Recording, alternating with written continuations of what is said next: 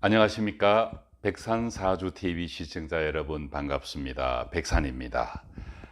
오늘은 일간이 병정화인데 일간 외에 경금과 을목이 사주 안에서 합을 하고 있을 때 화목이 중화용신인 경우와 수금이 중화용신인 경우를 구분해서 설명을 하도록 하겠습니다.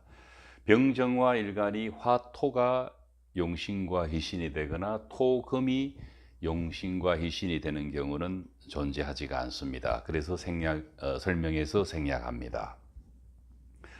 해자 축월이나 인월을 포함한 진신유술월의 병정화는 목화가 중화용신입니다. 이 말은 화목 목화가 중화용신이라는 것은 수금이 기구신이라는 것이고 토는 한신이라는 의미입니다. 그런데 경금과 을목이 합을 할 때 경금은 구신에 해당됩니다. 그리고 을목은 용신에 해당됩니다. 구신이 용신을 합거하고 있는 사주고 경금이 을목을 합을 하면은 금을 지향을 하는데 해자축 인월 진신유술월의 기득권을 갖고 있는 구신 경금이 주도적으로 을목을 합을 해서 합금이 되어버릴 수 있는 구성을 갖고 있습니다.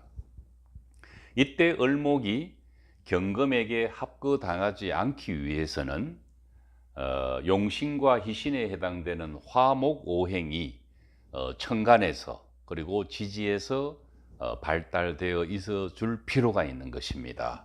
특히 시간의 병화라는 글자가 지지에 인묘사오미술이라는 지지 화목 오행의 도움을 받아서 비교적 의미 있는 병화가 있다면은 이 병화는 능히 금을 극해서, 즉 화생금을 해서 이 금이 용신인 을목을 일방적으로 합거하지 못하도록 도와주는 역할은 할 것입니다. 그렇지 않다면은 이 경금은 을목을 합거해 버릴 수 있는 분위기입니다. 경금이 을목과 합을 하면은 내 마음 같아 주기를 바라는 비급성 오행인 금을 지향을 하게 되어 있고, 을목은 경금과 합을 하면은 금이 되기 때문에 이 금은 을목에게는 관성이 됩니다. 지배를 받는 관성이 됩니다. 그래서 힘의 우위가 경금에 있다면은 이 을목은 본인의 의지와 상관없이 을목에게 합거당할 수밖에 없게 되는 것입니다. 그래서 경금은 을목과 합을 해서 내가 하고자 하는 내 마음 같은 바대로 끌고 가려고 할 것이고, 을목 입장에서는 여기서 벗어나지 못한다면은 경금으로부터 합을 당해서 금의 지배를 받게 되는 수밖에 없습니다. 이럴 때 일간병정화는 이 두 오행이 합을 해서 지향하는 바가 금입니다. 금은 병정화에게는 재성에 해당됩니다.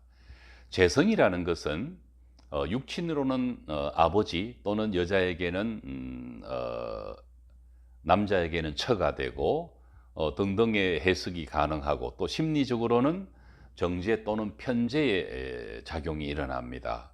그러나 이 실제로 재라는 것은 식신과 재가 내가 생각하고 있는 것을 어떻게 표현하고 실천으로 옮기는 그 과정이라면은 재는 그 과정 뒤에 오는 결과로 보아야 합니다. 그렇기 때문에 병화의 마음은 또는 정화의 마음은 경금과 을목이 합을 해서 내가 갖고자 하는 그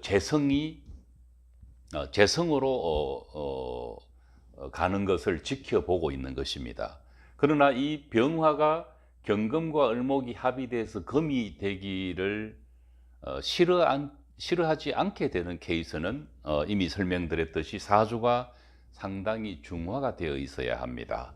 병화가 있어서 금의 일방적인 합거를 막아줄 수 있고, 또 이 병화는 지지의 인묘사오미술이라는 화목용신의 근이 지지에서 있어 주기를 바라는 것입니다. 이 사주를 만약에 여자 사주라고 가정을 한다면은 나의 아버지인 편재는 나의 어머니인 을목을 일방적으로 합을 해서 아버지가 원하는 마음대로 끌고 가고, 이때 나의 어머니는 신랑에 해당되는 금의 지배를 받을 수밖에 없는 것을 나는 쳐다만 보고 있어야 하는 것입니다. 그래서 이 상태로만 두고 본다면은 이 주인공의 어머니는 아버지로 인해서 매우 힘든 삶을 살 수밖에 없는 암시를 갖고 있습니다. 비단 육친 해석뿐만 아니라 이 사람이 갖고 있는 편재의 구신에 해당되는 편재의 지나친 감성작용이 나한테 사주의 중화를 도와줘야 되는 을목의 그 아름다움을 제대로 쓸 수 없도록 합거해버리는 것입니다. 그래서 을목의 아름다움이 드러나지가 않는 것입니다. 이렇게 해서 사주는 희기, 즉 희용신과 기구신의 작용을 구분하지 않는다면은 온전한 심리 관찰이나 육친의 변화를 읽어낼 수가 없게 되는 것입니다. 다음은 묘월이나 사오미월의 병화, 정화가 수금이 용신과 희신인데, 그렇게 된다면 토화는 기신과 구신이고 목은 한신이 됩니다. 목왕지절의 병화라 하더라도 목은 한신이 됩니다. 이때 경금과 을목이 합을 한다는 것은 전자와는 달리 희신에 해당되는 경금이 한신에 해당되는 을목과 합을 하고 있다는 것입니다. 누누이 반복해서 설명해 드리는 것이 용신과 희신의 사주 안의 임무는 사주의 중화를 위해서 작용을 하는 오행입니다.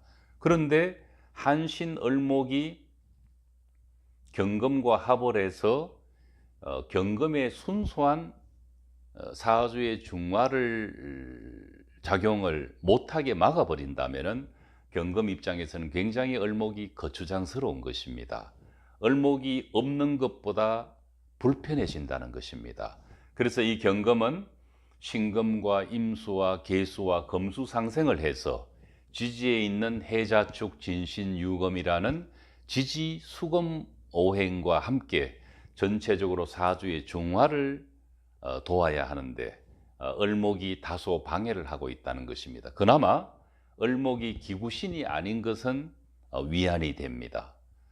그 점을 있는 그대로 이해를 하면 되겠습니다. 만약에 육친으로 해석을 한다면은 여자의 사주라고 가정했을 때 나의 희신에 해당되는 아버지가 나의 어머니인 한신인 을목과 합을 해서 뭔가 아버지가 생각하고 마음먹는 대로 어떤 금의 기운으로 지향하고 싶지만은 실제로 경금이 주도적으로 을목을 합할 수도 없고 한신인 을목이 경금을 주도적으로 합할 수가 없습니다.